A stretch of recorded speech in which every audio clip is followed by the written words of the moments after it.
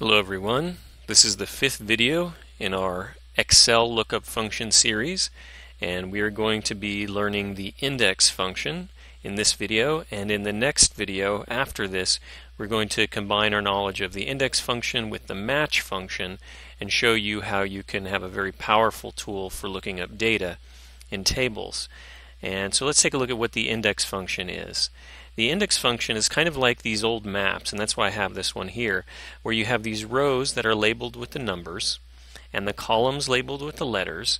And if you wanted to find a location or find a cell like in Excel, you first go through the rows and then you go to the columns. So for example, if we wanted to find the island of Kauai over here, we would see that it's in row number 1 and column C, so it's in 1C.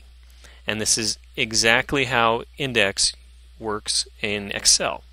So just for example again, if we want to find the island of Maui, it's again, Excel would look under the rows first, row 3, then go all the way over here to G and say Maui is in 3G. So now let's take a look at an Excel table and see how we can use the index function to find our data in a table. So for example, we're going to try and find the pineapple pounds per year, and we see on our table that it's 34 million, and I'm going to show you how the index function, the syntax of the index function, so how you use it. So again, it starts to auto-complete when you type. So the array is the table, and we're not going to click on the labels, we're just going to select the data. So you just click and drag and select the data. And then comma, and then the row number. Remember, it starts with the rows. So coffee, that's number 1, 2, 3. So pineapples is on the 3rd row. And then the column number is the next part of the syntax. And we see there's 1, 2, 3 columns, and pounds is in the 2nd of the 3 columns that we've selected. So we put 2 there and we hit enter, and we see it's 34 million pounds, and that's exactly what it is. Now let's say we wanted to find very quickly the total acres harvested for these crops in Hawaii. Now we always want to double check, so we're going to sum, and we're going to select it and make sure that our answer is correct, and we can see that the total is going to be 42,600. But let's see how we can use the index function to do the same thing. So again, it's going to be the same syntax, but we're going to add sum to our function here.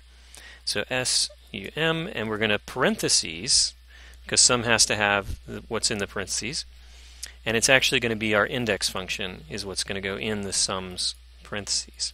So index array, just like we did before, we're going to select the array, but we're not going to select the labels. We're going to select the tables, comma. Now, because we just want to know what's in the acres harvested column. We don't want to know what's in each particular row.